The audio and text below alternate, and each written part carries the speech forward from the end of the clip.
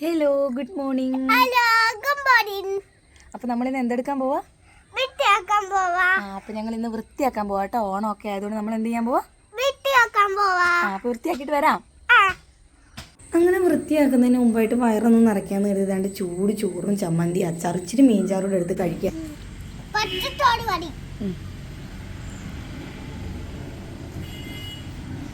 എന്തെടുക്കാൻ പോവാ? ഇങ്ങോട്ട് നോക്കി പറ. എന്തെടുക്കാൻ പോവാ? വൃത്തിയാക്കാൻ പോവാ. ഇരിക്കുന്നോ? അയ്യോ ഇരിക്കുന്നു. മീനില്ല, മീൻ തീർന്നു. ചോറ് തരാം.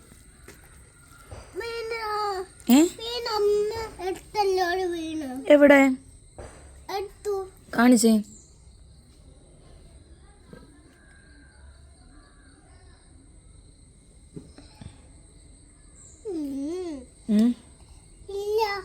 ഇല്ല.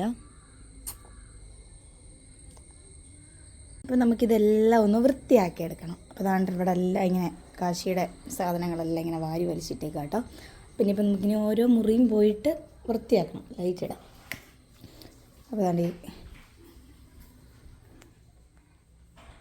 അതാണ്ട് ഇവിടുത്തെ എല്ലാം വൃത്തിയാക്കി ഇങ്ങനെ എടുക്കണം. ഇത് കാണുമ്പോൾ ആരും പേടിക്കല്ല കേട്ടോ. അപ്പോൾ ഇതെല്ലാം ഇവിടെ എല്ലാം ഇന്ന് നമുക്ക് ചെറിയ രീതിയിലൊന്ന് ക്ലീൻ ചെയ്യണം. അങ്ങനെ ആദ്യം ഇപ്പോൾ ദാണ്ട് ഈ കിടക്കുന്ന സാധനങ്ങളെല്ലാം പറക്കി ദാണ്ട് ഈ ചാക്കിനകത്തോട്ടാക്കുക കേട്ടോ. ഇതിങ്ങനെ തൽക്കാലത്തേക്ക് ചാക്കിനകത്താക്കി ഇടാനേ ഉള്ളൂ കേട്ടോ. കാരണം ഇതിപ്പോൾ ഒരു 10 മിനിറ്റിനകം ഇത് പിന്നെയും പഴയ അവസ്ഥയിൽ വരും. കാരണം എന്താ വെച്ച് കഴിഞ്ഞാൽ ഇത് ഞാൻ എവിടെയെങ്കിലും കൊണ്ടുവച്ച് കഴിഞ്ഞാൽ അന്നേരം തന്നെ അത് വാരിയിടും. പിന്നെ അത് വേണ്ട, പിന്നെ ഒരു പോക്കങ്ങ് പോകും. പിന്നെ അത് നമ്മൾ ഇതേ കൂട്ട് തന്നെ ഇത് എങ്ങനെയെങ്കിലും ഒന്ന് പറക്കിയിട്ട് വെക്കുക എന്നുണ്ടെങ്കിൽ മാത്രം പിന്നെയും വന്ന് അങ്ങനെ തന്നെ ചെയ്തിട്ടങ്ങ് പോകും. പിന്നെ ഇപ്പം നമ്മൾ ഓണമല്ലേ, നമുക്ക് ഒരു സമാധാനത്തിന് വേണ്ടി ഇതൊക്കെ പറക്കി കെട്ടി ചാക്കിനകത്താക്കി മാറ്റി വെക്കാമെന്ന് വിചാരിച്ച് നമ്മൾ ചെയ്യുവാണ്. പിന്നെ പറയുകയാണെങ്കിൽ ദാണ്ട് ഈ ഇരിക്കുന്ന കാറ്, ഇത് ആരെങ്കിലും പുറത്തുനിന്ന് ഏതെങ്കിലും കുട്ടികൾ വന്ന് ഇവിടെ ഇരിക്കുകയാണെങ്കിൽ മാത്രം ഇതിനായിട്ട് അവകാശം പറയും കാശിക്കുട്ടൻ. അല്ലാന്നുണ്ടെങ്കിൽ ഇത് ഏത് മൂലക്കിരുന്നാലും അവന് വേണ്ട. അതിപ്പോൾ എല്ലാ കുട്ടികളും അങ്ങനെ ആയിരിക്കുമല്ലോ. നമ്മുടെ വീട്ടിൽ വെറുതെ കിടക്കുന്ന കളിപ്പാട്ടം ആരെങ്കിലും വന്ന് തൊട്ടാൽ പിന്നെ അത് വേണം. ഇനിയിപ്പം പറക്കിയെടുപ്പും കാര്യങ്ങളും ഒക്കെ കഴിഞ്ഞ് ഇനിയിപ്പം എന്താണ്ട് നമ്മൾ ചിലന്തി വല അടിക്കാനെ കൊണ്ട് പോവാം. അങ്ങനെ അതാണ്ട് ചിലന്തി വല അടിക്കാനെ കൊണ്ട് പോവാണേ.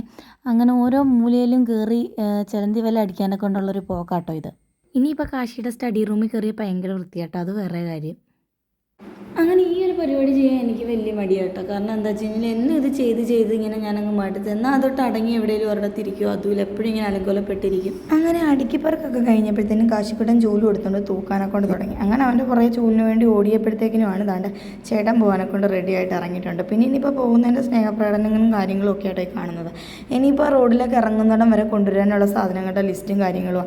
അങ്ങനെ തിരിച്ചു വന്ന് വീണ്ടും അങ്ങനെ തൂപ്പും കാര്യങ്ങളും അങ്ങ് തുടങ്ങി കേട്ടോ. പിന്നെ അവൻ്റെ പുറകെ പോയി ഈ ചൂല് പിടിച്ച് മേടിച്ചിട്ട് ഞാൻ പിന്നെ അങ്ങ് തൂക്കാനെ കൊണ്ട് തുടങ്ങി. അല്ലേ അത് തരൂല. അങ്ങനെ ചൂല് ഞാനങ്ങ് പിടിച്ച് മേടിച്ച് ഞാനങ്ങ് തൂത്തു കേട്ടോ. അല്ലെ പുറകെ നമ്മൾ നടക്കേണ്ടതായിട്ട് വരും. അങ്ങനെ നോക്കിയപ്പോൾ ഇതാ ഈ സ്റ്റെയറിൻ്റെ കീഴിൽ മൊത്തം ആശാൻ്റെ പൊട്ടി കളിപ്പാട്ടങ്ങൾ പാത്തു വെച്ചേക്കുക കേട്ടോ. അങ്ങനെ അതൊക്കെ വാരി എടുത്ത് പുറത്തേക്ക് ഇട്ടു. പിന്നെ നേരെ ഡൈനിങ് ടേബിൾ മൊത്തം സാധനങ്ങളായിരുന്നു. അങ്ങനെ അവൻ്റെ ബ്രഷും പേസ്റ്റും ഒക്കെ അവിടെ ഇരിക്കുകയാണ്. അതൊക്കെ കൈകൊണ്ട് കൊടുത്തിട്ട് ബാത്റൂമിൽ കൊണ്ടുവെക്കാൻ പറഞ്ഞു. എന്തായാലും എന്ന് കേട്ട പാതി അങ്ങനെ അനുസരിച്ച് കേട്ടോ. അങ്ങനെ നോക്കിയപ്പോൾ കണ്ണാടി ഇവിടെ ഇരിക്കുന്നു. പിന്നെ അത് തുടച്ചെടുത്ത് കണ്ണിലൊക്കെ അങ്ങ് വെച്ചു. ഇനിയിപ്പോൾ എന്ത് ചെയ്യണമെന്ന് ആലോചിച്ചുകൊണ്ടുള്ളൊരു ഇരിപ്പാട്ടോ കാശിക്കൂട്ടൻ. ഞാൻ വഴക്ക് പറഞ്ഞപ്പോൾ പെട്ടെന്ന് കീറിച്ച് അപ്പുറത്തോട്ടൊക്കെ ഇറങ്ങി അങ്ങ് പോയി കേട്ടോ. അല്ലെങ്കിൽ ഇതിൻ്റെ കീഴിലെല്ലാം കയറി നിന്ന് ഭയങ്കര ബഹളം. നമ്മൾ വൃത്തിയാക്കുന്നിടത്തെല്ലാം പിന്നെ ഞാനവിടെ സാധനങ്ങൾ കൊണ്ടുവച്ച് മാറ്റി ഒരു ചാക്കിലിട്ട് വെച്ചത് അതെല്ലാം കൊണ്ടുവന്ന് നാട് നിരത്തി വെച്ചിട്ടുണ്ട്. അതിനേക്ക് ഞാൻ തോത്തു മാറട്ടെ? എന്താ അതുവഴി പോകാൻ പറ്റത്തില്ല. മോനെ അവിടെ നിന്ന് മാറാമ തൂക്കട്ടെ. കസേരയിലൊന്നും ഇരിക്കാൻ പറ്റത്തില്ല. മാറ്. പൊടി തൂത്ത് വരുമ്പോൾ തുമ്മും. മാറ്. ഇങ്ങോട്ട് നോക്കിയേ, ചിരിച്ചേ. അങ്ങനെ വാരി വെച്ച സാധനം എല്ലാം ഞാൻ തിരിച്ച് പിടിച്ച് ചാക്കിനകത്ത് ഇടിപ്പിച്ചിട്ട് കൊണ്ടുവെപ്പിക്കുക കേട്ടോ.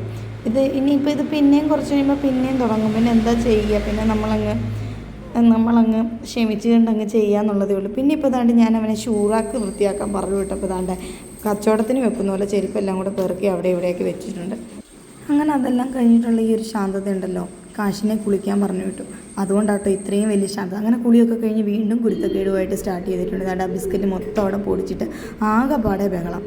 അങ്ങനെ ബിസ്ക്കറ്റ് പൊടിച്ചിട്ടതിന് വഴക്ക് പറഞ്ഞതിൻ്റെ പ്രതിഷേധം പ്രകടിപ്പിച്ചുകൊണ്ട് കട്ടിലേക്ക് കിടക്കാം കേട്ടോ കാശി. അപ്പം ഞാൻ കരുതി അവിടെ കിടക്കട്ടെ.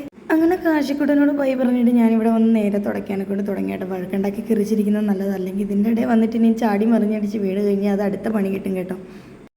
അങ്ങനെ അവൻ വരുന്നതിന് മുമ്പായിട്ട് ഓരോ മുറിയും കയറി ഇറങ്ങി പെട്ടെന്ന് അങ്ങ് തുടച്ചു കേട്ടോ.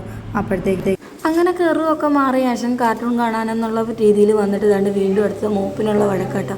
അങ്ങനെ അങ്ങോട്ടും ഇങ്ങോട്ടും പിടിവലി ആയതിനു ശേഷം അവസാനം ഞാനതങ്ങ് കൊടുത്തു. അത് കൊടുത്തിട്ട് പറഞ്ഞാൽ കുറച്ച് നേരം തുടച്ചോന്നും പറഞ്ഞിട്ട് കുറച്ച് നേരം കൊടുത്തിട്ട് ഞാനങ്ങ് പോയി.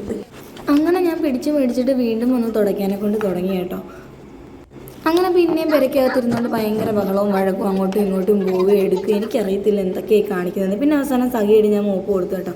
പിന്നെ അതും പിടിച്ചുകൊണ്ട് അങ്ങോട്ടും ഇങ്ങോട്ടും കുറേ നേരം നടന്നിട്ട് അവസാനം എൻ്റെ കയ്യിലെങ്കിൽ തിരിച്ച് തന്നു.